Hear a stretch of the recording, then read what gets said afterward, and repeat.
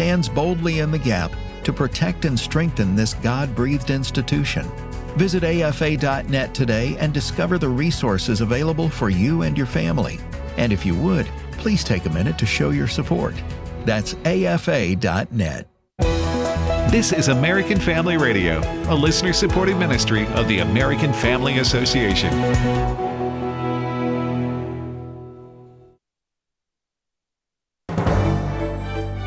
American Family News, I'm Rusty Pugh. President Donald Trump announced Monday that the government will federalize Washington, D.C.'s police and call in the National Guard to crack down on crime, blaming teenagers, drug addicts, and homeless people for violence. Defense Secretary Pete Hegseth says the Trump administration is enacting its Make America Safe Again, Tough on Crime agenda. We're going to work right alongside our law enforcement partners as force multipliers. This is what the American people voted for. If we can't control our capital city, then what does the rest of the country look like? And what signals does the rest of the country take from that? Virginia Attorney General Jason Miyares talks about why crime is so bad in the city. Well, this is what we know about Washington, D.C., and this is from actually their former police chief as well, that the average arrest record of somebody arrested on a murder charge in Washington, D.C. is 11 prior arrests. And yes, you have a problem in the juvenile system right now of so many in D.C. that go through, they commit an absolutely heinous act, they're given a slap on the wrist, and they're right back absolutely on the street committing carjacking and other violent crimes. And so you absolutely have to have a component of this that is a reforming of the system. But think about that. 11 prior arrests on average when you're picked up on a murder charge in D.C. Well, that tells me is you have too many of those individuals that are being a catch and release program. And all that means is more victims. Mm-hmm. A felon who had been sentenced to 14 years in prison for burglaries and armed robberies served just 5 months of his sentence before a judge granted him 5 years of so-called shock probation in mid-July. He underwent mental health screenings and a period under home incarceration before his official release in October, at which point he was supposed to live with his mom and enroll in an intensive outpatient program. Instead, Armand Langford stabbed a woman, kidnapped a family at knife point, and robbed a bank. Brandon Strong's wife and children were the victims. He lays the blame for this on the judge who released this violent felon. It's squarely on you. It's squarely on you. You allowed this to happen. This is something that was not a surprise to anyone. Myself, once I finally found out who it was, and obviously it came out in the news. No one's surprised if it's a pattern. This is something that's stemming back, nearly a decade. This guy is robbing people. He's robbing businesses. You stamped this. You stamped this for him to be rehabilitated based on what? Based on what? Australia on Monday became the latest country to recognize a supposed Palestinian state, joining France, Great Britain, and Canada, who recently made the same decision. Steve Jordahl reports. Aussie Prime Minister Anthony Albanese called the situation in Gaza a humanitarian catastrophe, but puts the blame squarely on Israel, despite the atrocities that Hamas has inflicted on its own people, not to mention Israel. Dean Michelle Bachman of Regent University says the war has been a military disaster for the Palestinians, but a public relations coup. When they've made every wrong move that there is, their last move is a PR campaign. And so they put pressure on these Western nations to make a dumb decision, which is to, quote, recognize a Palestinian state. Australia, Great Britain, France, and Canada all plan to make the recognition of a so-called Palestinian state at a vote at the United Nations in September. Shame on these Western nations for making this statement, because really they're all trying to be a part of the cool kid club. But a big reason why is because of the unlimited, unvetted immigration in these Western nations. Bachman says the UN vote effectively indicates countries see the terrorist group Hamas as a legitimate governing body and that they have a right to a country. That's a big deal to have so-called sane Western countries say that a foreign terrorist organization has the right to organize themselves as a legitimate country and be recognized. And she says the UN vote might be the last straw for Israeli ally Donald Trump. If they go down this road, it wouldn't shock me if President Trump wouldn't make the same decision to pull the United States out of the United Nations. I'm Steve Jordahl. More news online at afn.net and download the AFN mobile app for your Apple or Android device. I'm Rusty Pugh. I am thoroughly looking forward to our Weekend with AFA coming up in October, where we're going to be able to meet our supporters like yourself, to fellowship, to visit our facilities here in Tupelo, and to have everyone come together for a wonderful weekend. It's a Weekend with AFA, Thursday, October 2nd through Saturday, October 4th in Tupelo, Mississippi. Speakers will include Abraham Hamilton III, Jenna Ellis, Tim Barton, Tim Wildman, and more. Register at afa.net/weekend. Welcome to Today's Issues, offering a Christian response to the issues of the day. Here's your host, Tim Wildman, President of the American Family Association.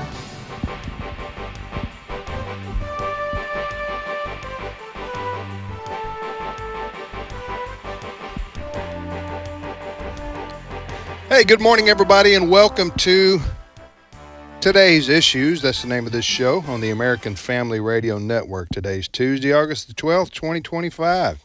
In case you were wondering what day it was. And joining me in studio today, here in Tupelo, is Wesley Wildman. Good morning, Wesley. And good morning. And Chris Woodward. Good morning. R, plural, two of you guys. Mm-hmm. And don't look at me like you want affirmation on anything English related. Okay, because that's a yeah, you did. I speak good. I speak good. Mm-hm's not a. Mm-hm's. I don't know how you spell that. But, and Ray Pritchard's in Kansas City. Good morning, Ray. Good morning, Tim. How you doing today? I'm doing good. I haven't spoken to you. We were on the show last week. I was not.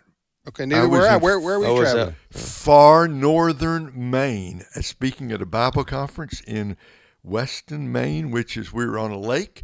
We were so far north, the other side of the lake was New Brunswick. So way up in northern Maine. And Tim, have you ever been to Maine? I have not been to Maine. One of the few states I have not been to. Might be. No, we're going. Alice, my wife, and she wants to go. We're going to go to. We went to Boston and did the whole Boston thing for a week, but we want to go up into New England further. But that's what I got to tell you. I don't want to start an argument, but Maine might be the most beautiful state in America. Okay. I love North Carolina. I love Alaska. I mean, there are a lot of beautiful places, but Maine is, once you get past the Portland area, it's unspoiled. Unspoiled forest, yeah. The population of Maine, as of last year, was only 1.4 million. So, I mean, Mississippi has twice the population of Maine. And they like it that way. Yeah. Oh, yeah. We'll look up the weather. They like it that. Oh, the weather is nice. What, 8 months out of the year? Yeah, it was in the 50s at night and upper 70s during. Okay, so while you were in Maine, the reason I asked you this, while you were in Maine, and I talked about this yesterday, and I tried not to bore people with this. But it wasn't boring. I was listening. Okay, well, I just try not to bore people, but really, when you get to be past 60, you don't know if you're boring people or not. Know. And you know what? And they're not going to tell you because they look at you and say, you know what? that elderly fella. Let's let him go. And you try not to bore people, but then you go, I don't care. Yeah. They're going to listen to me anyway. It's the circle of life. That's what it is. You know, Wesley, that was profound, son. That's right. I'm proud of you right there. Proud moment. Circle of life. You may not own me here. You may not. Okay, now you're going to break out in Elton John. So, do you even know who Elton John is? I'll look him up. Okay, you look him up there. What's that? We got a tornado warning here? It sure sounds like it. No, that's that annoying alarm that I have because my brother's office is close to mine, and it really frustrates him. Okay, well, from now on, why don't you turn that off during the show? How about that one? That's what I'll do. So, Ray, back to my point, and I do have one here. Yes. While you were in Maine, Alice and my wife and I, we went out to Yellowstone National Park. What? Yeah. Wow. How was that? We planned this about 3 weeks ago. Yeah. We're wild and crazy like this. You know what I'm saying? We just do. So we said we're tired of the heat and humidity here in our home state of Mississippi, which we love. But middle of August, you know, your attitude changes. You know what I'm saying? That's right. You're ready for the end of September to get here. So anyway, we decided to go somewhere cool. Went out to where your son preaches in Maine, right? I mean in Montana, right? Somewhere. That's right. Exactly somewhere right. in the, so anyway, I know you've traveled extensively through Montana. Well, you know, Yellowstone's in mostly Wyoming, but it's also part Idaho and part Montana. Okay, so if you're starting in Tupelo, how do you get from Tupelo to Yellowstone? Where did you fly from and to? Well, we flew from Memphis, had a direct flight to Salt Lake City. Wow. Okay. So you get in, you rent a car in Salt Lake City. A 3-hour flight. 2.5-hour flight, and then you rent a car and you drive 4.5 hours up to. That's amazing. Up to Yellowstone, but then with Yellowstone, Grand Teton, and then flew back. But so we did that. But the reason I mentioned that, because I know you have family in Montana. Yeah. Okay, so where did you stay when you were? Well, most of our listeners heard this yesterday, but I'll tell them again, because what are they going to do? I want to hear it. What are they going to do? Cut it off? Turn the radio off? Maybe so. We went GLAMPING. You ever heard of it? Can you pronounce it? Glamping? You ever heard of it? That's real fancy. That's a real fancy camping. That's camping without roughing it. Mm-hmm. That's what I call it. I'm with you. That's Sign what my me parents up. do. No, it was. I had some points that I cashed in. I don't know that I would have paid what I paid, and I'm not going to tell you. That's right. It's literally ran by hotel I'm not going to tell you $350 a night. It's Russian. Oh brother. But I think it was $300 a night. But it is what it is. It is right? what. Hey, let me tell you, just average hotel room up in that part of the country. Is going to be $250 at this time of year. Anyway, sure. We went up there and went glamping in a big canvas tent. As I said yesterday, it is a canvas tent and it has a king size bed. Wow. A shower, toilet, and a potbelly stove that you have to put your own wood in. Because I told him, I said, listen, for $300 a night, somebody's going to come do my wood. So come here and put the wood in for me. Getting out of bed at 3 a.m. So anyway, we had a great time, and first time we ever done that before, So you're in the tent. I mean, it's really, really nice. But I mean, you're outside, obviously. You are outside. Yes, my friend. It got down to 38 degrees. Oh, and man. you got that potbelly stove over there. You got to keep, going. Potbelly stove. Is that, I think that's what you call it, right? Potbelly stove. That's right. But did you have and that's what squirrels, rabbits, any bears come around? The coyotes came up kind of close. Of course, we have coyotes here, but sure. We have. What struck me was, and then we'll move on. I promise, people. I won't bore you with this trip anymore. But what struck me, Ray, was that went out. So I sent my brother a video, right? Because I went outside the tent about 11 o'clock. I said, "Listen to this." And it was stone silence because there was no crickets. Oh, okay. Okay, so surreal silent. In Mississippi, the crickets start in February. Oh yeah, and they never stop. Yeah, they don't stop. Yeah. It's part of your life. I said it's like living around an airport. You just don't even notice it anymore. Right. But went out to so I don't know if it's it must be the cold weather at night in the mountains that don't allow for crickets, or maybe they're there. And they knew I was coming. I don't know what happened, but anyway, it's a bizarre when you're used to crickets going 24/7. Well, not 24/7, but at night they start, the crickets I'm talking about. Yeah, they even start late afternoon. Yeah. Where did you go again? Yellowstone? Yellowstone and Grand Teton. It is currently 61 degrees. Well, see what I'm talking about? God bless America. And now you compare. check with me in 3 months right there. Oh, yeah. Well, that's the thing. Like, I would love to see Maine. Those national parks up there aren't. They're only open like 6 months a year. Right. Yeah. I want to see Maine myself, but I want to see it like at the very beginning of fall when the leaves start turning, and then I want to quickly fly home. Yeah. Anyway. You don't want to be there in Maine for the winter. No, I thank God every day that my dad took a church job back in the 70s and moved his young family to Mississippi from Ohio. Well, every winter. You remember cold winters in Ohio? Oh, no, I don't. That was before I was born. And I thank God that God gave my dad the wisdom to move away from cold weather. Cold weather, yeah. Well, but it's a different level of cold from even Ohio to Montana and Wyoming and those folks. Those are some hardy. Yeah, Fred's laughing at us now, hardy calling folks. us weaklings. All right, you're listening to Today's Issues, not the Travel Channel, but we appreciate it. Yes. Good to have you back home, Ray, from Thank you. State of Man. Now, you done with your travels for a while? You got to go out? No, one more. Next week, back up to New Jersey to do my final Bible conference of the year is next week at Harvey Cedars. right on the the Jersey Shore is where it Okay. is. Okay. Now, what are you going to teach on?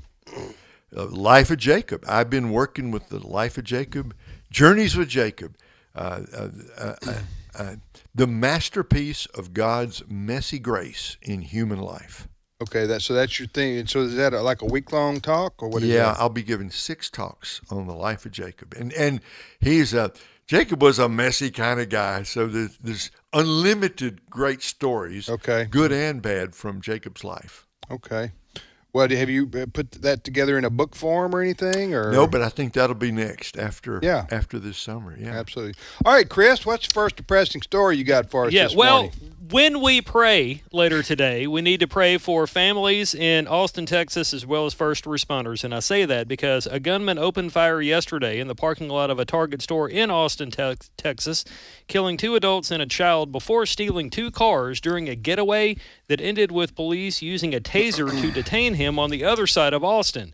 Austin Police Chief Lisa Davis said the suspect, who, by the way, has been identified as Ethan Blaine Nineker, she said he's a man in his 30s with a, quote, mental health history. He fled the scene yesterday in a stolen car, wrecked that car, and then stole another from a dealership.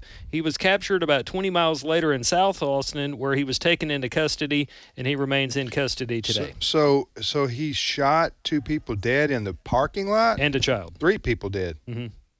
At a Target in Austin. Yes. Was there any motivation? No, authorities are still investigating that. Now, this does come after that knife incident at a Michigan Walmart. So it's the second attack on a store in a couple 3 weeks. Sometimes you find out later that it was a domestic dispute or something like that. Does not appear to be yet. I've looked earlier, and I'm looking now, and I still can't find a photo of the person who... This suspect? The suspect. Well, what does... Yeah, our AP story on AFN.net, the AP did not identify him. However, if he's not white, well, that's what I was getting at. No, I mean, oftentimes that is the case. Now, the Daily Mail did go so far as to identify the shooter. Yeah, if he's white, his picture's going to be on there. Yep. Usually. Listen, we mentioned last week, these are tragic incidents, and 3 people are dead, and it's so I don't mean to in any way, shape, or form sound like I'm making light of this, sure. But it also stresses the importance of having the ability to carry a gun. Mm-hmm. Huh? Yeah. Yep, that's 100%. Yeah, so...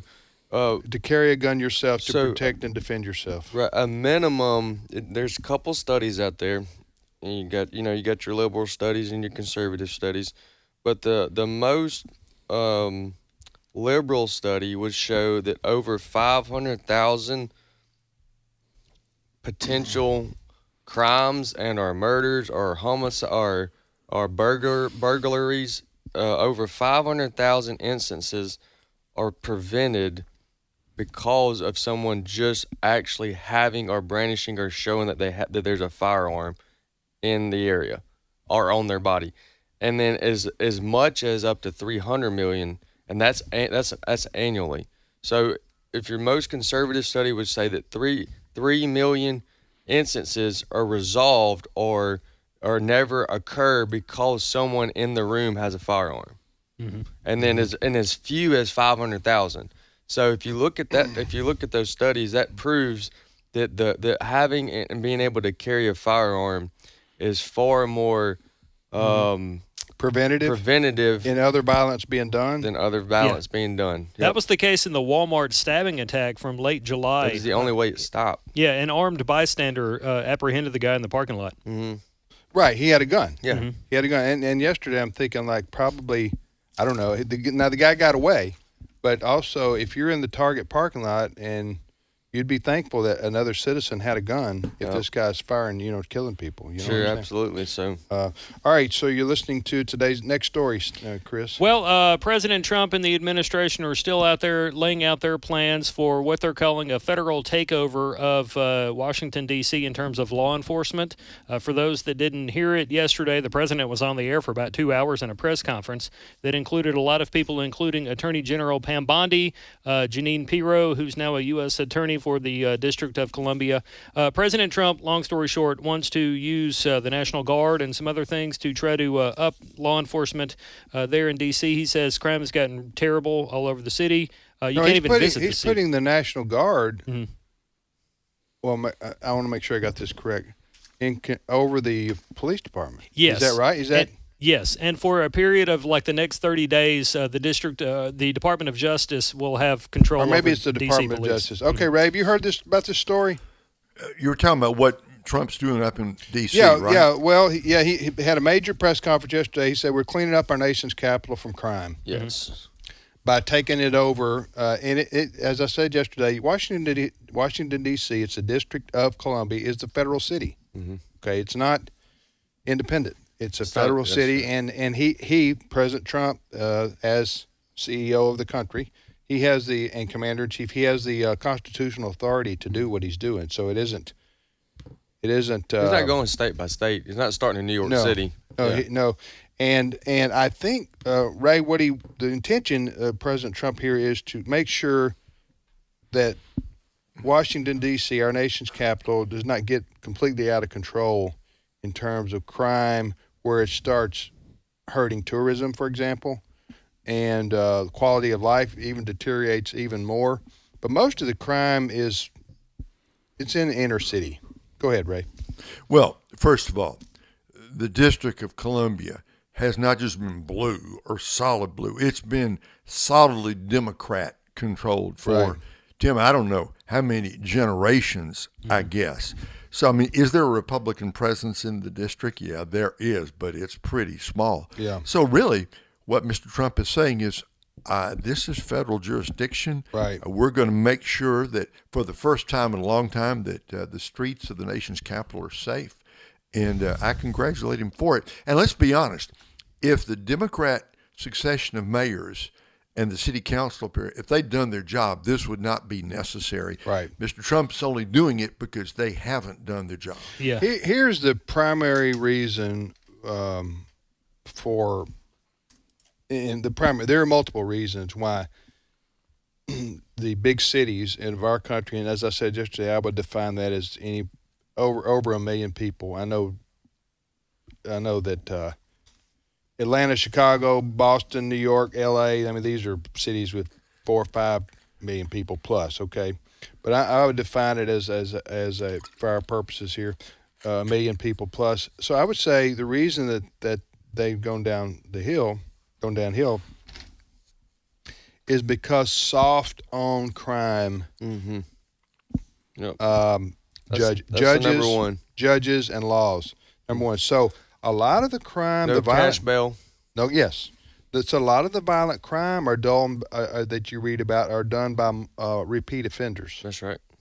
Yep. So if you were to take the repeat offenders off the street, Start there. What the old 3 strikes you're out or whatever you want to call it, but you keep these people behind bars and locked up, and your crime rate will drop drastically. Without having to change the definition of what a crime is. What now? Without having to change the definition. Why would they do that somewhere? Yeah. Well, that's been a talking point or a position for some in the Democratic Party of we can stop crime by changing the definition. We should change it. Well, they're idiots. I'm sorry. They also made Right. shooting. Right. They took any gun-related incident that involved like 2 or more people, and they now refer to those as mass shootings to make mass shootings sound worse. Yes. And then they water down the actual crimes. Yeah. Back to your point. No, that's you don't okay. have to do that, that's right? okay. But until the citizens of said big cities start demanding that their judges and their politicians have a strong law and order approach and not soft on crime, that these people, well, this even happens in conservative states too. You read over and over again. I'll read here something going on in our area, and we live in a very conservative place, but I'll go like, here's this rap sheet. The guy's been let out 5 times, and he's done the same thing over and over again, and you're letting him out again. It really doesn't matter how small. Well, there are some that can be more minor than others, but even with minor offenses, a person that's a reasonable, decent person, even after a minor offense, you go, oh man, I don't want another one on my sheet. You know, right. But my point is, but when you get to 2 or 3 or 4, even if it's a minor offense, there has to be some. At some point, you have to have a significant consequence in a way that they go, I'm not going to do the other minor offense again, even if it's small. That's right, Ray. You'll read about a car crash involving somebody who was drunk. And then they'll say, well, this was the person's 4th DUI in 3 years or something like this. And I'm going why is he even out driving? Right. Yes. Obviously, he doesn't care. Right. Anyway, Ray, go ahead. Or the law enforcement is so overwhelmed; they have so many they can't take care of it. In big cities, that's true. Wouldn't you say? In big cities, they just can't. And they don't have any, and they would say that I guess I've heard the argument too. They don't have anywhere to put these people. That's right. Yeah, so it's a tough thing. But look, if you've had 4 DUIs, you should not be driving a car. It should be illegal to drive a car. And if you do, you get locked up for, I don't know. It's got to be severe enough. Yeah, you have to have consequences. And but back to our original point, the reason that the crime rate in Washington D.C. is out of control, or any other big city, is because of soft on crime policies, and the in the inner city, the breakdown of the black family has caused a lot of gang activity among young males because they don't have dads in their home. And so that's been a big problem. I'm talking about in the inner cities. And so you combine soft on crime with no dads in the homes and the money they can make by drugs and so forth. It's a recipe for disaster, and that's what we're seeing played out. Go ahead. As we're speaking right now, the various Washington, D.C. officials are having a press conference, and the police chief has been quoted by CNN as saying, I report to the mayor, not the president. Well, that is true. But it is. But the mayor reports to the president, right? Yeah. Well, in this case, this is a separate. This is an issue that the president has the authority of the federal city. There aren't multiple federal cities. There's one federal city, District of Columbia, Washington D.C., and he has the authority to take over the law enforcement with the National Guard being used. Well, I guess the president of the United States can call out the National Guard anywhere in the country for any reason. You know, he has that authority.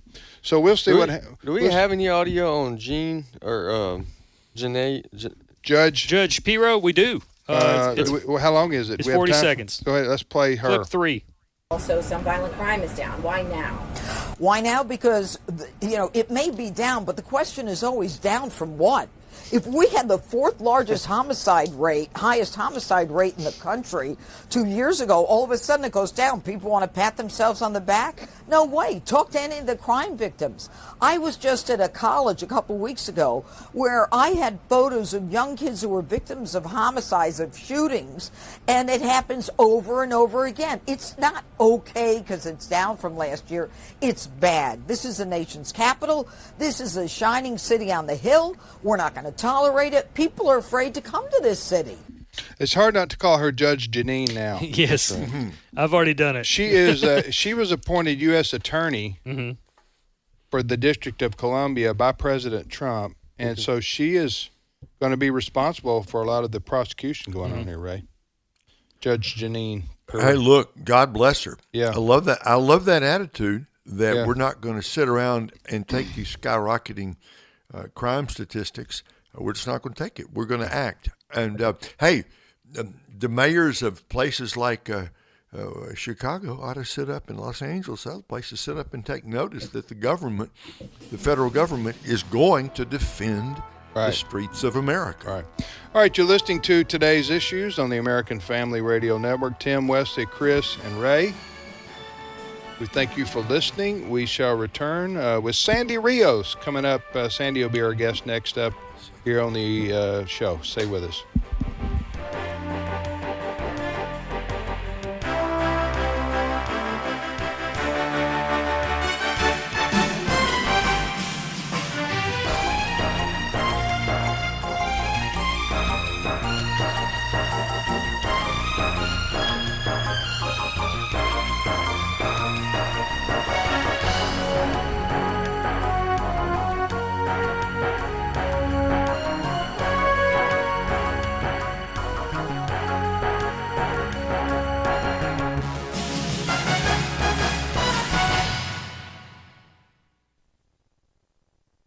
It's my turn. Here is your host for My Turn, Don Wildman. Back during the first half of the 18th century, there was a young boy who aspired to be a writer. Because of his lack of formal education, the young boy wasn't sure of his ability. And his life had not been one that would foster self-confidence. His family had moved quite often, his father finally being jailed because of his inability to pay his debts. Because of the circumstances, this young boy had been able to attend school for only 4 years. To earn a living, he got a job putting labels on bottles of blacking in a dilapidated warehouse. He found him a place to sleep in a dismal attic, and he shared that room with others who couldn't afford anything better. But this young boy was determined to write, and he did write, day after day. Finally, he got enough courage to submit a manuscript to a publisher. He mailed that manuscript at night when no one could see him because he was afraid someone might ridicule him. Soon he heard from the publisher. His manuscript was refused, rejected. Time and again this young boy submitted his writings. Again and again the same answer came back, rejected. No publisher or paper was interested in his writings. But the desire to write was burning in the young boy's heart, and he refused to quit. Finally, one of his stories was accepted. Now, he didn't receive any money for the story, but the editor did give him some praise. It was such a happy moment for him that he walked the streets with tears of joy coming down his cheeks. Now someone else had shown some belief in him. This bit of encouragement gave that young boy the impetus he needed to go on to greater things. And in a few years, all of England was reading his writings. The young boy believed in himself, believed he was capable of reaching the dream he had for himself in his heart, and for that reason, he would not quit. You know, too often in life we quit too soon. Many times the victory is just around the corner if we would only keep trying. It is of great importance that a person believe in himself. Selling ourselves short is no virtue. It is a vice. It hurts us. It keeps us from developing our God-given resources to become all that we can become, all that God wants us to become. The dreams we have for ourselves of what we can do and become can come true. They can, that is, if we are willing to continue to work toward the fulfillment of those dreams with all the resources we have. But we must remember that the fulfillment of any dream requires dedication, sacrifice, and persistence on our part. Oh, incidentally, the young boy in London who refused to quit, his name, Charles Dickens. His novels are still read to this day. He believed in himself. So believe in yourself. God does. This has been My Turn with Don Wildman, a production of the American Family Association. You will seek me and find me when you seek me with all of your heart. Jeremiah 29:13. American Family Radio. This is Today's Issues. Email your comments to comments@afr.net. Past broadcasts of Today's Issues are available for listening and viewing in the archive at afr.net. Now, back to more of Today's Issues.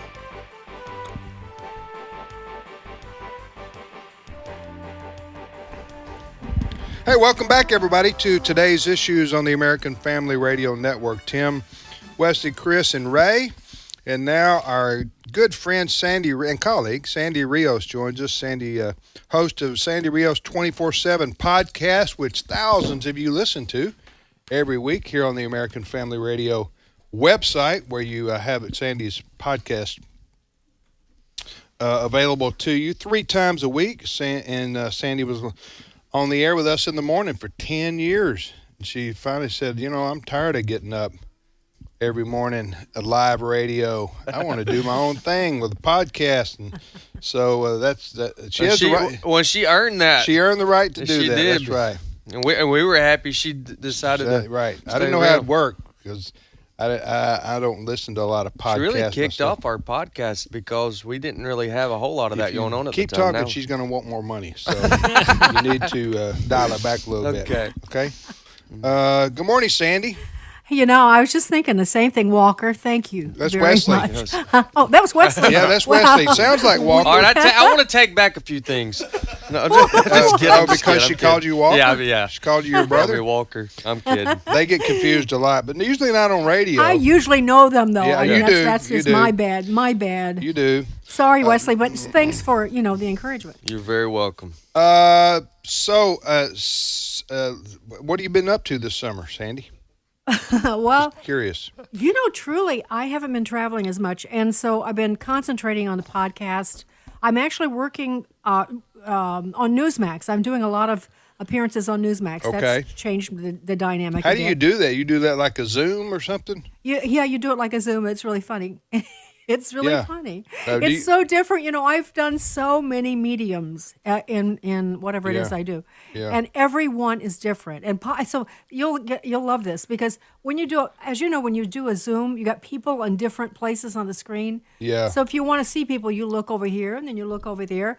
Well, that looks terrible on a television camera. I have to tell you. So I've had to learn how to actually do, an appearance on a computer screen, a Zoom. So yeah, on Newsmax now they've grown a lot, haven't they? Newsmax. Yeah, they've gone public, and they're growing leaps and bounds. They've got a great lineup, and so a lot of people, What show are you on? Are you on multiple shows? Multiple shows. American. You're not going to ask me. I can't remember, but I've been on weekend shows. American Agenda during the day. I've been on with Chris Salcedo, Gotcha. Todd Starnes, just actually a bunch of them. So. Yeah. Anyway, Well, so that's changed my life a little bit. It's been good. I got you. All right, so let's see what I wanted to ask you about. Hold on just a minute. What was I going to talk to you about, Sandy? You remember? Yeah. Well, I participated yesterday in a conference at the White House. And by the way, I haven't had a chance to tell you, I ended up not going. I did it at home virtually. It was from 9 to 1 o'clock, but it's about the celebration of America's 250th anniversary. It's called America 250. President Trump actually started this during his first term. What they're going to do this year, and what they're already doing, it will just blow your ears back. It is so exciting. They're sending. I'll just give you an idea. Of course, if you don't care about history, maybe you won't be so pumped about this. But they're going to do a parade of the tall ships in New York Harbor on July the 4th of 2026, and that's where the Revolutionary War. That was where the naval battles really centered, where the British came in. So, and they're inviting tall ships from other countries as well.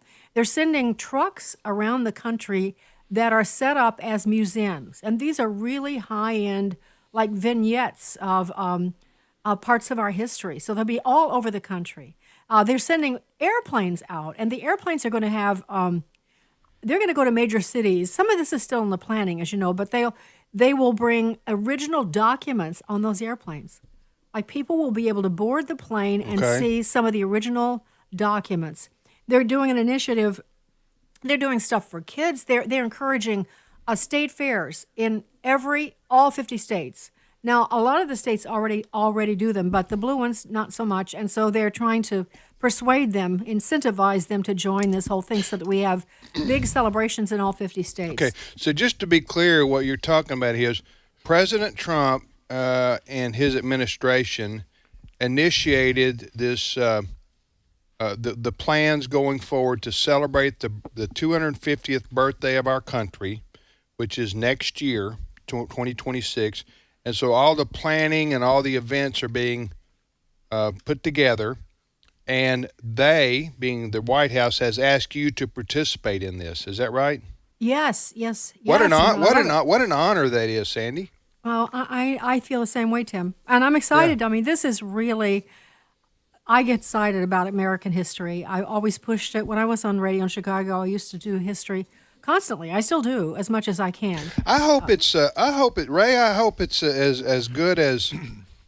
I have such fond memories, and I know many of our listeners do who were alive at this time and can remember the bicentennial. Ray. Right. I was just thinking about that.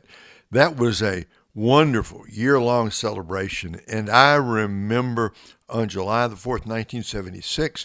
Because this was back when that was pre-cable news and way pre the internet, but they had those shots from different places all over the world and from Valley Forge and from, Yellowstone, from all over the country. It was let's put it this way, Sandy, when it's done right, a great celebration is a tremendously unifying moment for the whole country. Absolutely. And that is the point. Their point is to bring the American story to the American people as a way of uniting us, because our story truly is unique. Amen. There's no other story like it. And so they want to, and because we have so many uneducated but educated, smart, uneducated people in our history, this will apply to everyone. We have a lot of immigrants who have no idea. Immigrants used to come to this country because they knew our story. It's not happening that way now. And so they're going to be celebrating the 250th anniversary of the Navy and the Marine Corps coming up. And remember, this is the birthday year. Mm-hmm. So the 2025 is the actual date, but all of this stuff is going to lead up. Everything's not going to happen on July 4th.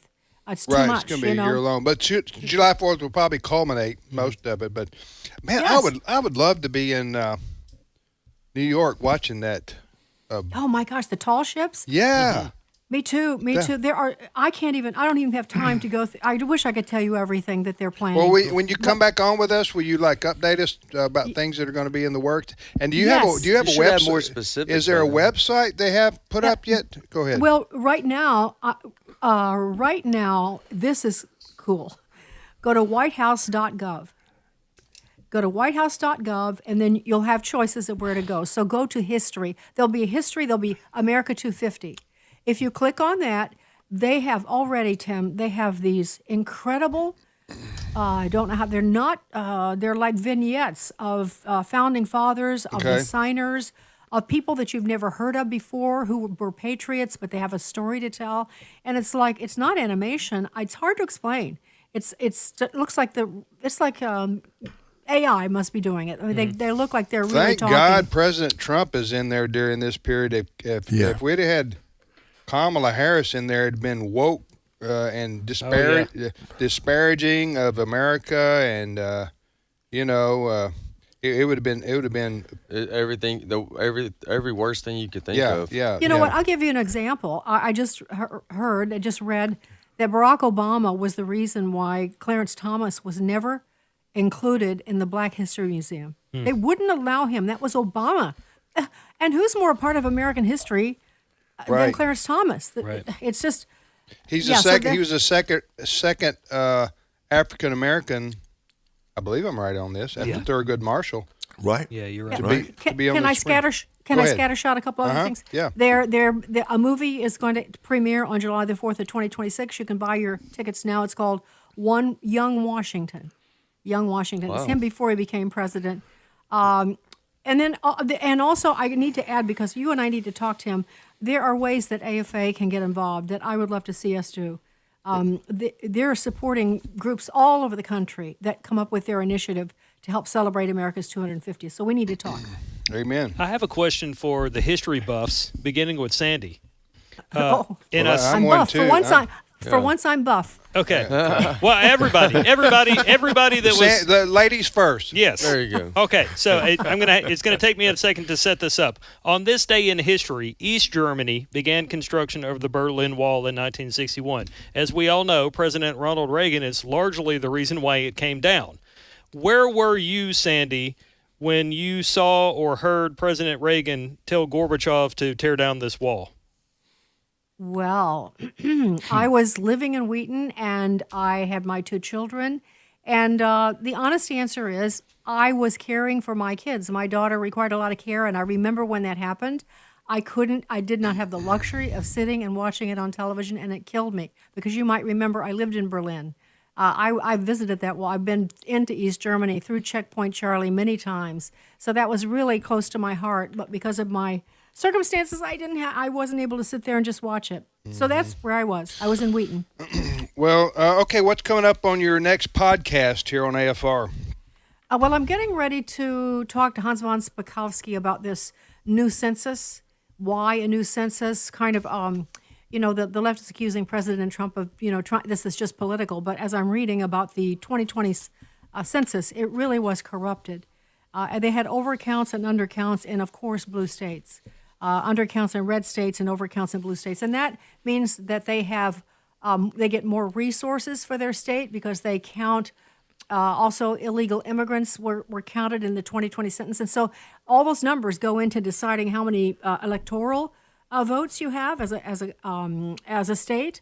It's really skewed our politics. And now we're finding out that Republicans actually, like even in California, pull something. I'm going to just pull this out of a hat, but I think it was 40% of the vote. And yet they have and I'm pulling this out of a hat, they have 20% or less of the representatives. It's less. Because of the census. So I'm going to have a whole conversation about that. I'm also going to be talking about, I'm going to catch up with the J6ers. I've been doing that. What's happening with them is so tragic, I can't even bear it. Honestly, Tim, there have been some more suicides. They're just, they have PTSD. They're not hired because people don't want to hire them because there's such a taint on them. They've lost their families. They've lost their businesses. Many of them were really successful military men who've just been damaged so badly. So I want to bring attention to that because I want people to help in any way that's possible. So I'll do that today too. All right. Well, that's so. What you need to do, folks, is simply go to listen to Sandy's podcast, which is 3 times a week, and just go to afr.net, our website, afr.net, and click on podcast, and you'll see Sandy Rios 24/7. You'll see it there, along with all of our other podcasts. So check it out, and you can set that to download. Whenever she releases a new podcast. Can I jump in? Yes, just go ahead. Quickly? One thing, Bruce and I have been covering the Russian conspiracy, the wheels off the bus on that big lie. And so we've had some really intense podcasts on that. And because Bruce is a former FBI agent, he has a lot of understanding. So I would just commend those to people that want to know, kind of want to figure out what's going on. Okay, when you say wheels on the bus, I'm thinking go round and round. Am I the only one? No, No, that's it. Sandy said wheels on the bus. Unfortunately, I was going to like go father, round like and son, round. so on that one. Round and round, round and round. We'll have to think about that. I don't know. All right, thank you, Sandy. Take Yeah, care. you're welcome, Tell guys. Bruce hello for us, okay? I will. Okay. Great to talk to you guys. Okay, bye-bye. Okay, bye. All right, Sandy has a outstanding podcast 3 times a week that she releases here. So go to afr.net and click on Sandy Rios 24/7. Oh, okay, Tim. Yeah. I'm just sitting here thinking about what Sandy said, and she mentioned the tall ships up in New York, which got your interest. In the harbor there. In the harbor. Yeah. Okay, that's what I think we need to do. She said we could get involved. We need to take today's issues and go coast to coast. Coast to coast, and send you up to New York City and send somebody else. New York City? Yes, New York City. And down there in Miami, somebody. Yeah. And I'll be glad to cover Kansas City for you. Okay. You know, whatever, we'll be doing something. Well, we might put together something there. I think you may be on to something. We're not going. None of us going to be around for the 500th. So if we're going to do No, something, we better right do it about for that. the. I don't care how many medical bands. I don't think you want to be. Honestly, I don't think I want to be. I don't think you want to be. This is our only chance, guys. Yeah. So 250 year, but I'm glad that these guys to my left here in studio are going to be able to go through this. Yeah. The 250th anniversary, because I remember the bicentennial. Yeah, and how special it was. Yeah, I was looking that up when y'all were talking about it because I remember the bicentennial coin, but I had no idea there was apparently a bunch of. I would have been. I would have been 13 years old. You would have been, what, 26, Ray? Something like that? Yeah, Aren't something you 10 like years so. older 20, than me? Yeah, I'm at 24 25? years, 20, something like that. Yeah, and it was like the last moment, okay, from 76 until, there's been no moment like that in the last 50 years where the whole nation, right, left and right and center, right, came together to celebrate this nation. I hope that happens next year. It's a wonderful moment. It would be great to see America come together and celebrate all that has happened. I remember after 9/11 happened, for a period of about maybe 2 weeks, patriotism was really high in the country, and everybody was kind of arm in arm. And George W. Bush got a standing ovation when he walked out onto the field at Yankee Stadium to throw the first pitch, and then everything kind of fell apart after that. Mm-hmm. You're listening to Today's Issues on the American Family Radio Network. Tim, Wesley, Chris, and Ray. Next story, Chris. Well, hey, talking about the future here, this was a bizarre story, but I want to mention it because everybody has plans or grand visions of the future. I have them. I mean, there was a it's time called where glamping. glamping. There was a time, and not just in animated cartoon shows, where people thought we would be in flying automobiles by now and visiting different planets and stuff like that. Obviously, that hasn't happened yet. We can't. Some people in the '60s visited different planets. They did. But that was. It was artificially induced. Correct. Yeah, there is a famous saying that if you remember the '60s, you weren't really living them. But I bring all this up because, and I'm not old. While I look like I'm old enough to have been from the '60s, I'm nowhere near that old. But I bring this up because Sam Altman, the chief executive officer of OpenAI, he is in the news for saying that in 10 years' time, college graduates will be working some completely new, exciting, super well-paid jobs in space. Like we're not talking about your personal space here. No, we're not talking about your personal space or a safe space. We're talking about safe space. That's people outer. working We're talking about outer. in 10 years' time. It is possible. Likely is another issue, in my opinion, that nobody asked. All right, for. so I was the one who saw this story.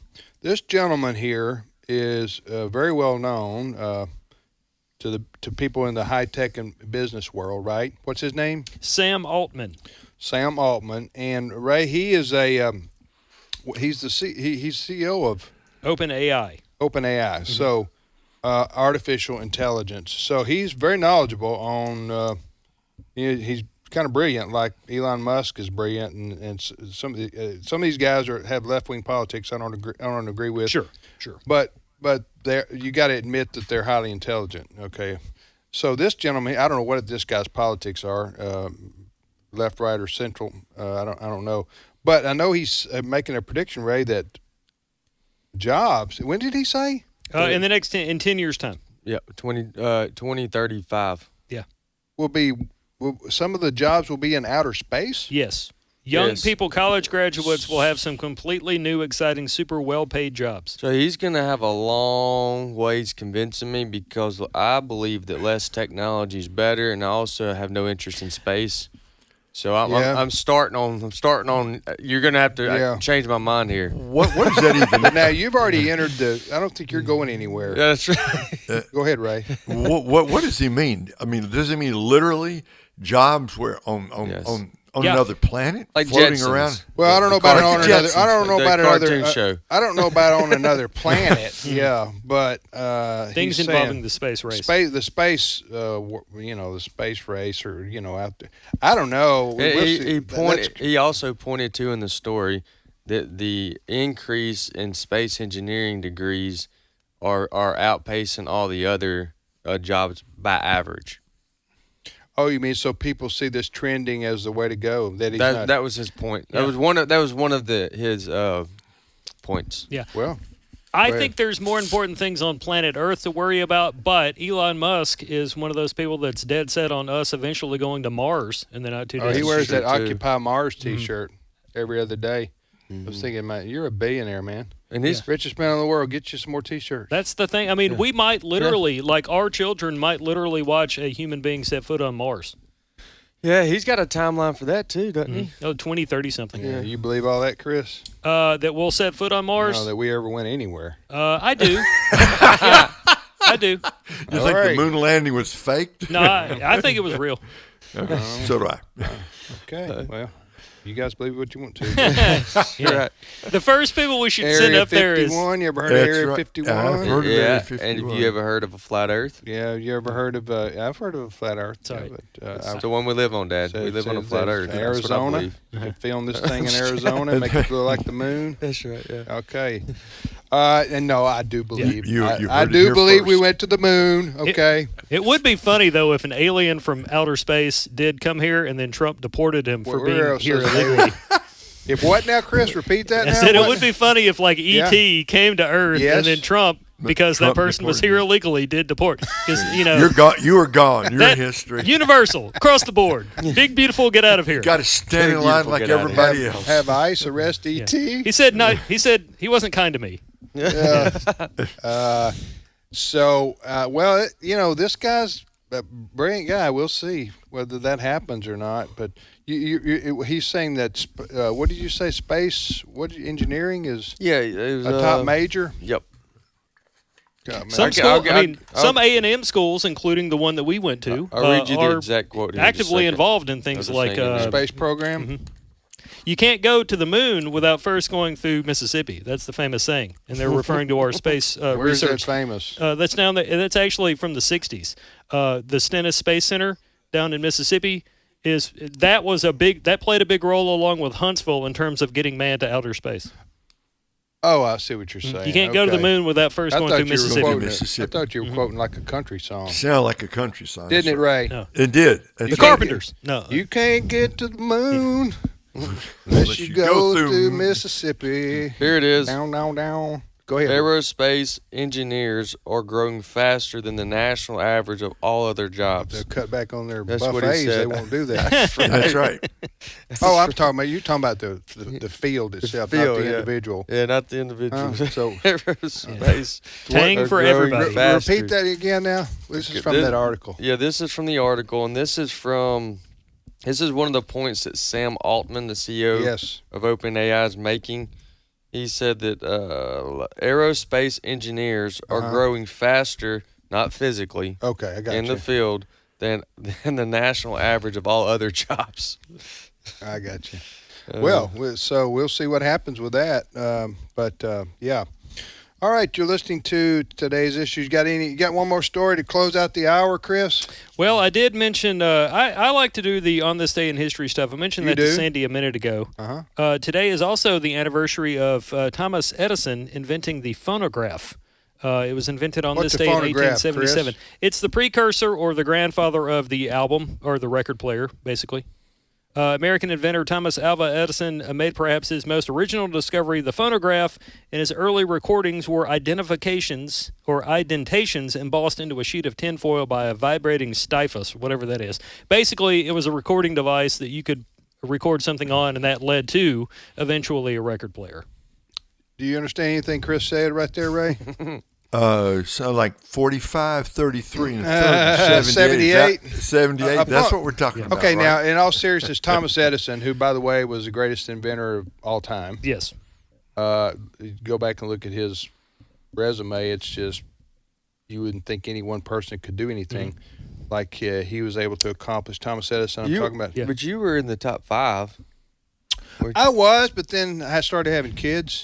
Get your hands full. Yeah, youth baseball came along, and I said, you know what? I'm either going to have to focus on my family, or I'm going to have to keep inventing world-changing equipment. You know what I'm saying? And so you got to make choices. You made the right decision, Tim. That's what I'm talking about, Ray. You got to make choices in life. That's so right. You did good. Yes, I would have been in top 5. I would have been. Not Thomas Edison level, but right in that second tier. But up there.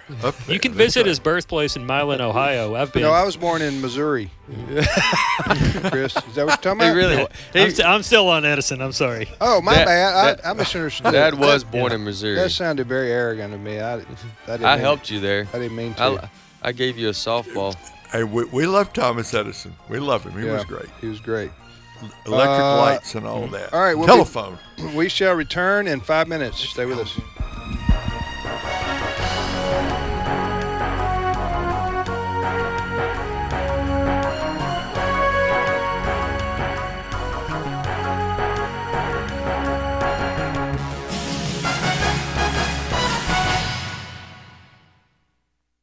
The views and opinions expressed in this broadcast may not necessarily reflect those of the American Family Association or American Family Radio.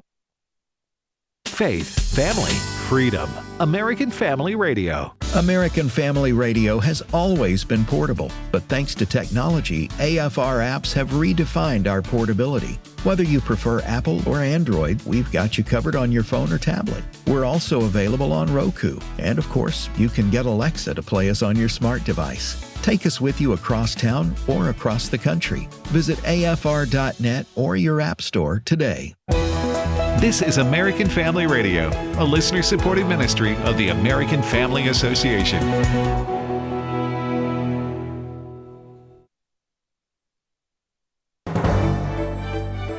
American Family News, I'm Rusty Pugh.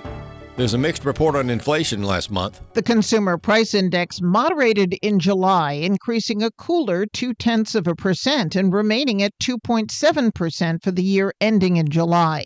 However, the core readings rose slightly last month. CPI excluding food and energy increased 0.3%, and for the year ending in July, the increase was 3.1%.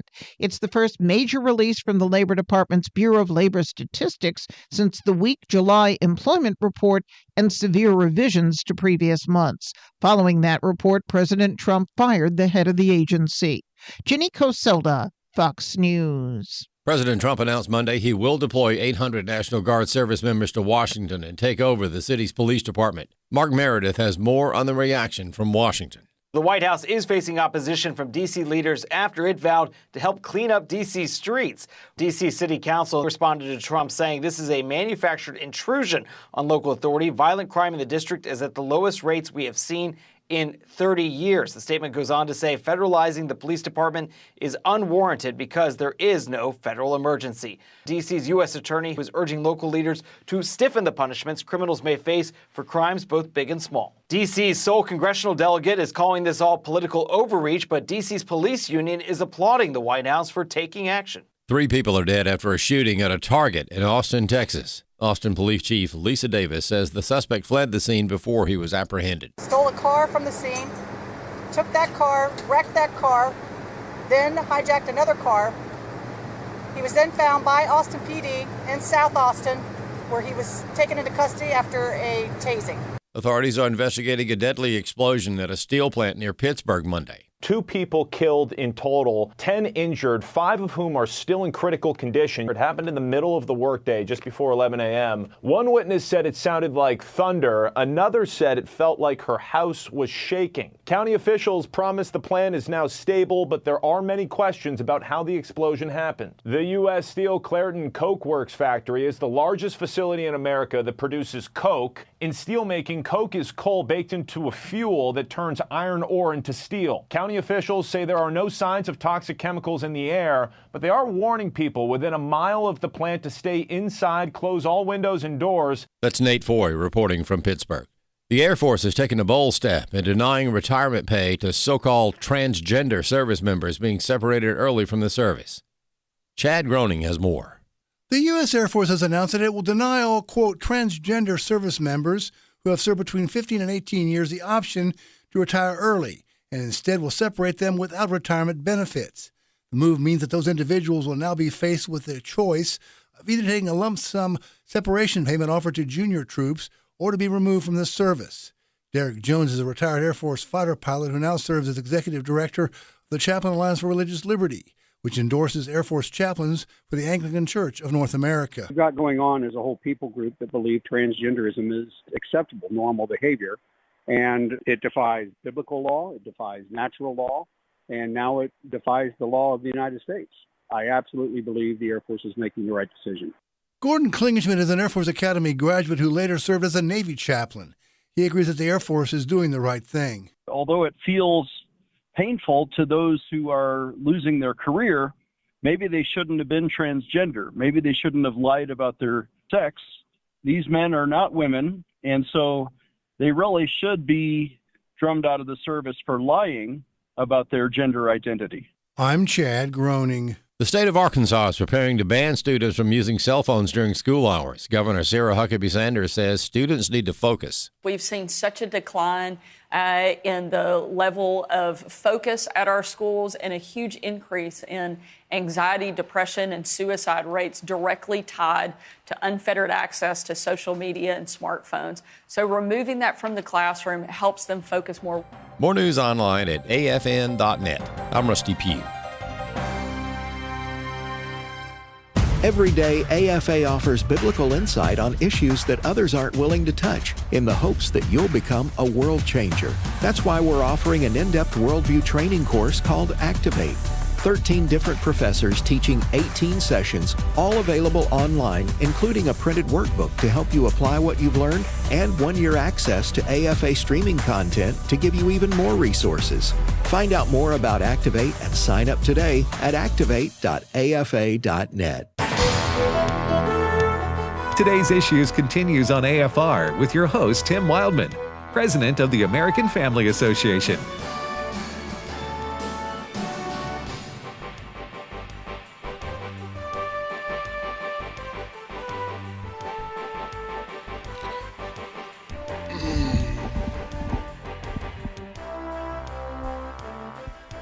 Hey, welcome back, everybody, to Today's Issues on the American Family Radio Network. Tim, Wesley, Ray, and Ray's in Kansas City. We're in Tupelo, and we're joined now in studio by Steve Paisley Jordahl. Good morning, Steve. Good morning, everybody.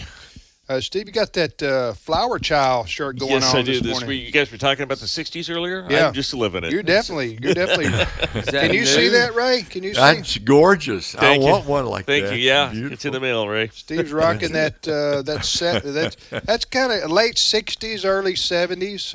I don't know what you would call that, a mod shirt. Circa 2025 on the internet, though. it's beautiful. Yeah, I like the colors. Is it new? It makes you dizzy if you look at it too long. Fairly new. So I haven't keeps seen you it awake. before is the reason I was Yeah, asking. no, it keeps you awake. Hey, Oh, yeah, if you look down, you're sitting awake at my up. desk, and I'm falling asleep because I've been typing for a while. I look down and go, oh, there it is. It's definitely a loud shirt. It's definitely so. Now, I got to ask, though. I know we got to get to radio. Yeah, but you go ahead. Is this just for show, or do you for today's issues, or do you wear that on Saturday? No, Saturday. In fact, Fridays I generally dress a little less. Cool. Yeah, he has a standard just curious. uphold. Yeah. He needs to have some kind of fashion going on because I've set the bar. Oh yeah, you said that's not wrong. He's not wrong. When I began calling him Steve Paisley Jordahl. We got an email. We got a nice email from one of our listeners who mentioned and they put all our names like Tim. And mine was Steve P.J. All right, because Steve's keeping Paisley alive. That's right. And, one shirt at a time. One shirt at a time. So we're about to talk about a subject that has been around for a long, long time in the around the world. Uh-huh. It's the Shroud of Turin. All right, why is it, what set the stage for us, for those maybe who don't know exactly what we're talking about. So for centuries, there has been a cloth that historically has been credited with being the burial cloth of Jesus, the actual Jesus Christ. And the reason that they think it was is because imprinted on this cloth is the image of a man who's been buried, and it has all of the telltale signs of someone who was crucified. And they've run it through all kinds of tests. They've figured out that it is from that right period. I was listening this morning to the gentleman that was talking with Tucker Carlson, who said that they have a lot of linen, if it's preserved correctly. They have some burial cloths that are 5,000 years old. So it's not unusual to have a burial cloth from that age, but what is unique about this is that it has the image of a man. And the way they think that it could have been put on this... well, why is it called... Excuse me if you interrupt. Yeah, no.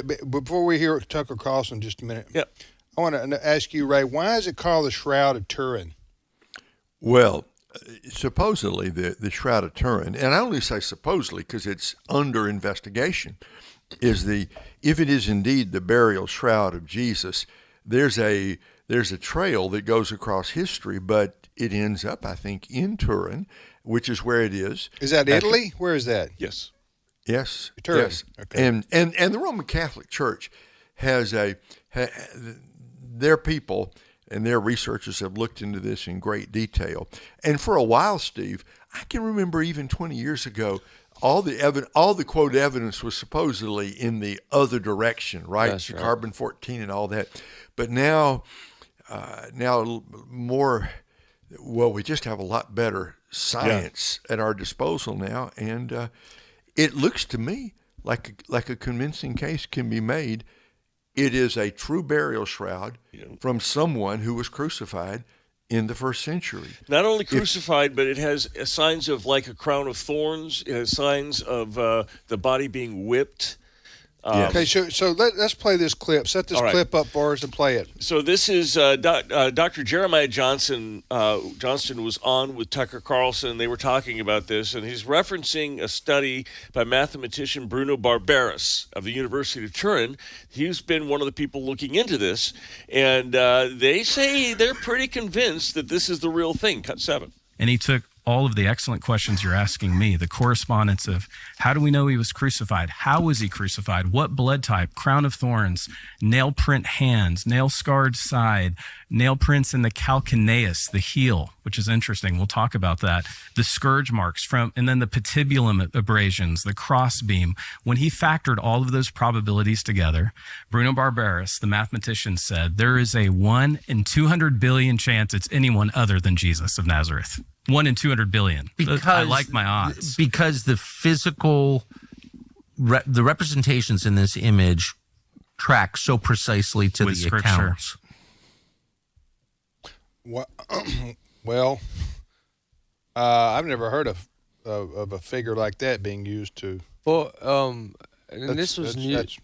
I started looking at this morning when I knew it was going to be a topic. So you've for done the a program. couple hours of research on this, huh? It was 5 minutes. You are now our expert. No, I'm not.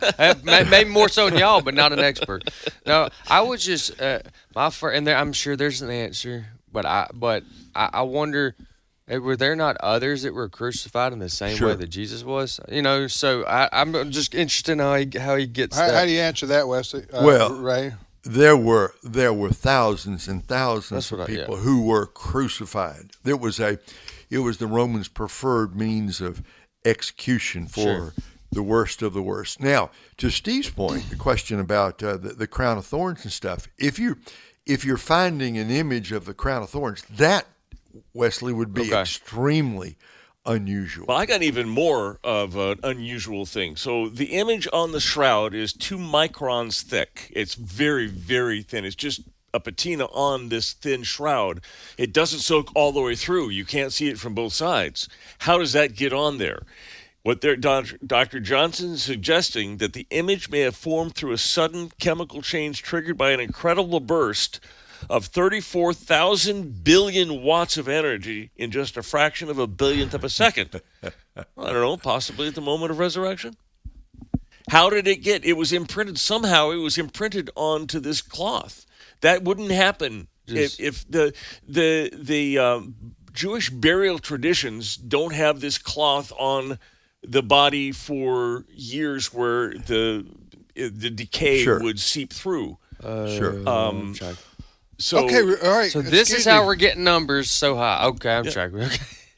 So repeat what you just said, because that would make sense if you're trying to make the case that this is the shroud of Jesus, otherwise known as the Shroud of Turin, which is a city in Italy where this is on display now. Can you go? It is. Can you walk into a museum and see this now? I believe you can.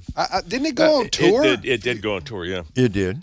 Okay, I thought it went on tour. What I read this morning is that they only put it out for display at certain times throughout the year. So it's not just on display like the Gutenberg Bible at Library of Congress. I got you. So so tell us again the impression, is that what you want to call it, on the shroud? Had to be imprinted on there somehow. Yeah. So I think we need to back up here. Okay. Because I'm going to play the audience here. Okay. We keep saying the word shroud like everyone. I didn't know what that meant this morning. Shroud, it's a cloth. Yeah. Okay, so we need to make sure everybody understands what we're talking about here. Yeah, you need to watch Little House on the Prairie more. Or you need to read your Bible. Do you remember Ray does talk about the burial process? It talks about the burial. The women that went to the tomb to put spices on the body, which they had wrapped, right? When it says wrapped or cloth, I'm not saying the word shroud. They mean the same thing. Okay. Shroud is the English word for a burial cloth. Yeah, okay. I mean, when you read cloth in the Bible, for example, when you're insulting me, you're insulting the audience here. I just want to let you know. Am I insulting anybody? I'm just kidding. No, I don't think I am. Go ahead. But anyway, go.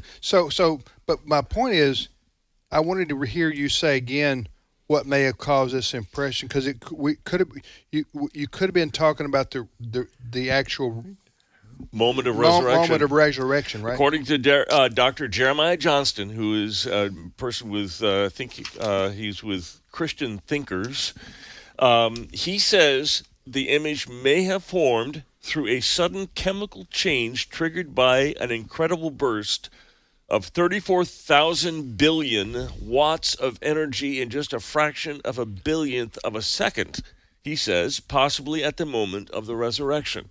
Something photocopied that image to the that would explain it. Yeah. Right? Would that not explain it? Okay. Here's a question, Steve, to turn around the other way. Let's suppose you want to say it's not the burial cloth of Jesus.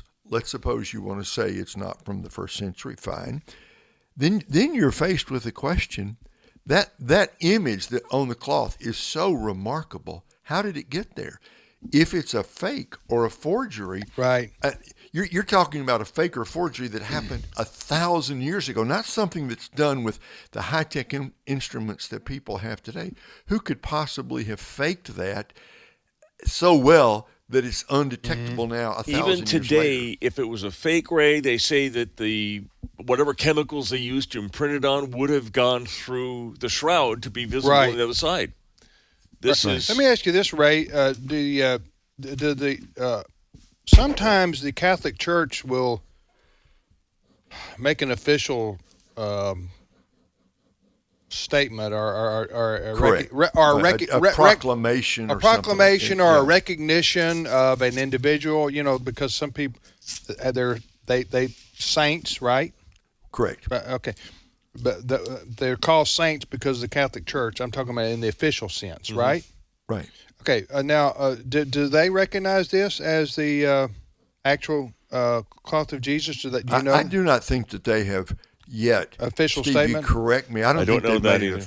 I don't think they've made an official statement, but clearly they think the evidence leans in that direction. Let me say, as a Protestant, as a conservative, as an evangelical, nothing in my faith is going to be troubled if it is indeed the true burial cloth or burial shroud of the Lord Jesus Christ. It's just one more confirmation that he really did die, and in a sense that he rose from the dead. Yeah, it's not. I didn't mean to suggest it's a Protestant Catholic division. It's not. Right. I just wondered. The Catholic Church oftentimes, and they do a lot of research on things like this. Sure. To be able to document it or not. By the way, have you heard any more, Ray, about the, or Steve or Wesley, about the Noah's Ark? I remember the story. I did a story on it for us a couple months ago.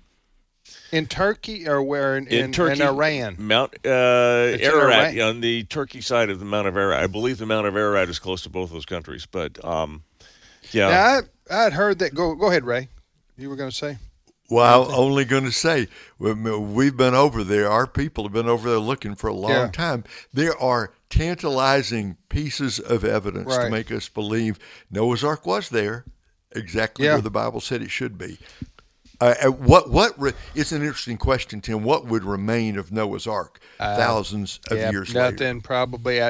The aerial shots I've seen, and I used to be real good friends, although we haven't talked in a long, long time, with a gentleman by the name of Bob Cornuke. And Bob Cornuke was a guy, one of the people, he used to travel in that part of the world trying to find biblical artifacts and relics and things of that nature. And he went on a trip over there looking for Noah's Ark. I don't know. I've forgotten. I don't think anything's ever been as you say, documented or settled. Well, they're getting new there's technology now. So what I reported on was this thing called the Darupinar Formation in a mountain very close to Ararat, which would have been in the Ararat Mountains. It would have looked like one mountain to them. And what they're able to do now with technology that looks like ground echo or ground X-ray, basically. They found layers and angles to the structure. They found a hallway basically going the length of this structure underneath. Now, it isn't wood anymore, but when if it ever was. It would go for wood. What do you mean? You not believe the Bible? No. Yes, yes, I do believe the Bible, and I believe it literally. But I'm saying that if this, we don't know whether this is. Even if whatever it is, if you buried a boat and you went back some 3,000, 4,000 years later, you wouldn't have wood per se, but you would have whatever the wood decaying leaves in the soil, the traces of wood. You could see the outline of it. In some cases, under some circumstances, trees can become what is it called? Ossified? What are those things where you Petrified.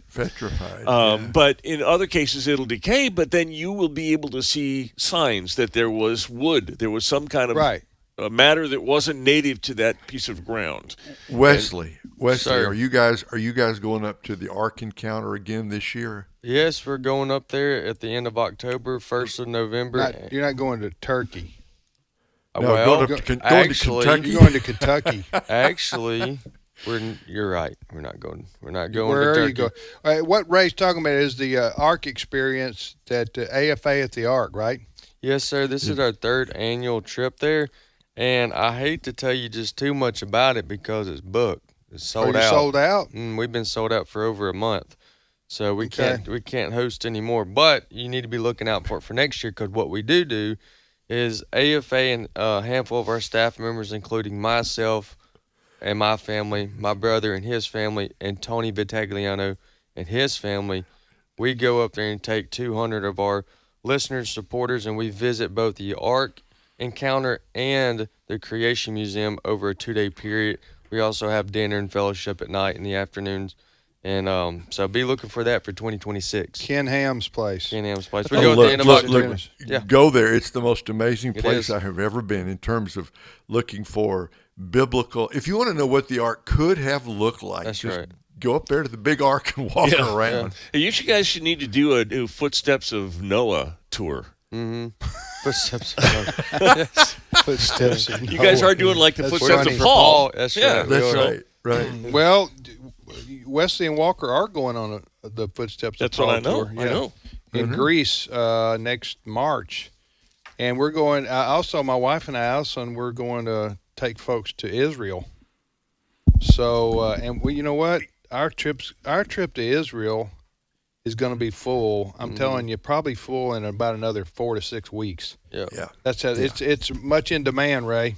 Yeah. There's pent up demand for people who want to go to the Holy Land. Yep. And so, I guess the most important question, Tim, is: do you have a glamping option? We won't be glamping by the Dead Sea. No, that's right. We'll be staying in a 4-star hotel. Yes. But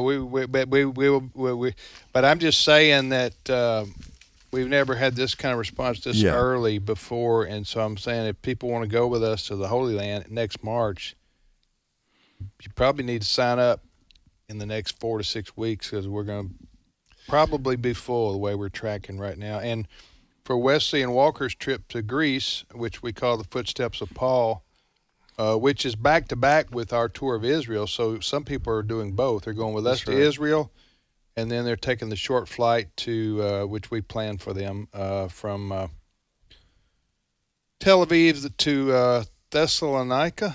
They don't call it that. It's been messing me up this whole time. They call it Thessalonica. You heard it? Anyway. Yeah. That's the modern Greek. Yeah. But some people. It's the book of Thessalonians? Yeah, that's right, exactly. Some people are doing both. They're going to Israel, and then they're going on, while they're over there, going on to Greece with Wesley and Walker. So if you want more information on those tours, go to wildmangroup.com. WILDMONgroup.com, and all the information is there. WILDMONgroup.com for the tours of the Holy Land and Footsteps of Paul, which are next March. I'm talking March of 2026. And again, we really have made this an episode of the Travel Channel. Yeah, we have. We started with Yellowstone and the glamping, and then yeah, Ray, my pastor last Sunday was reading about glamping, and he thought that might be good for camping, but he coined a term called glurching. Glurching. Which is glamorous church, where people are sitting in the pews. They don't want anything to bother them. They want it to be comfortable without challenge. They don't want to have to work for it. No. I know a lot a glurches. I've met a bunch of glurches in my life. Yeah, so he preached that that's not such a good thing. Sure. Yeah, but yeah, I thought that was an interesting take on that word. You know, I know you're a pastor, Ray, for many years, but I always didn't quite understand about messages directed to Christians that are hypercritical, which we all need to hear those from time to time. Mm-hmm. But the pastors are preaching them to the people who aren't there. That's right. That's always a temptation, to preach a bold message to the people who are not there, right? We need to increase our church attendance. Why punish the people who came? Well, we're here, Pastor. They wanted to be there. Right. Just get a kick out of that when the pastors preach sermons. Yeah. Every pastor has done that. I know, to people who aren't there. I'm not talking to you, but if you know Joe and Susie, go tell them. Right. Oh, man. Yeah, I've left services sometimes where you feel beat up, and I'm going like, why do I feel beat up? That's right. I'm here. I was there. I was doing my part. I do certain nursery duty every month. Right. Get off my back, man. You're yelling at me. I didn't do anything. That's a bad attitude to have, huh? Anyway. All right, Steve, we got about 3 minutes left here. All right, let's talk about, we want to make sure that we don't leave too big of a carbon footprint here, and Bill Gates is helping us with our diet. Bill Gates is making butter from carbon. Using carbon, hydrogen, and oxygen, he's getting butter, which kind of explains why I feel like I can gain weight from just breathing, because all of these are in the air. Somehow he has managed to combine these and cook these in such a way that So you're telling me butter. Bill Gates has a show on the Food Channel now? I don't know if his show is on the Food Channel, but his butter might be at some point. So he's all right. This is a real news story. Yep. Bill Gates, the guy, Microsoft guy, right? Yep. One of the richest men in the world. He creates his own butter. Well, he's backing a company called Savor, S-A-V-O-R. They don't churn it, right? No, they cook it somehow. So what's in there? What's in there now? Tell me again. Carbon, hydrogen, and oxygen. It's scientists say the recipe is made up of fat, water, a touch of lecithin as an emulsifier, and natural flavors. Why do you do something like this? Because it's so much easier on the environment. You're not. It's an environmental you don't thing. Use cow. What does it taste like? Give us. Well, you can make anything. Not like it sounds. I think we need to run this past RFK Jr. to see if it is Maha friendly. Butter, make your own butter. Asleep. No, huh? I can't believe anyway. It's not butter. Yep. Instead of farmland fertilizers and cow semen, uses an industrial butter process to turn carbon dioxide from the air and hydrogen from water. Give me some real butter. So the other option is do what Ray said. I'm with you, brother. And just use I said the other option is just do what Ray said. Just use butter. Just use butter. Yeah. Give me the real thing. I don't think this new recipe for butter by Bill Gates is going to catch on. No. I can't believe it's not butter. Listen, if it goes on Shark Tank, it ain't going to make it. No, they've tried a handful of things that are supposed to complement or replace butter over the last couple of years, and it's not working. They're going back. Now it's like go back and get the most original butter possible. Yeah, give me the real thing. We need the three B's: butter, bacon, and barbecue. Can't do without those. Come on now. Healthy stuff. That's what would make America healthier. That's right. Make us great again. Make us healthier butter, again. barbecue, and what'd you say? Bacon. Can't have too much bacon. Yeah, bring it. I think everything in moderation is perfect. So I'm with. I support this. Bacon, I don't think you should eat in moderation. No, I think you need to go you should have more. 3 or 4 pieces. Yeah. Have more. Yeah, And if have they're more. the thin one, you got to go 6 or 7. Yeah. Well, you say That's full right. boar. Pass Boar the is a bacon. pig. You probably could get bacon from boar. Boar or more. And on that note, we shall close out this show today. And my thanks to Ray, Wesley, Chris, Steve, Adam, and Sandy, and whoever else was on the show today. We'll see you tomorrow.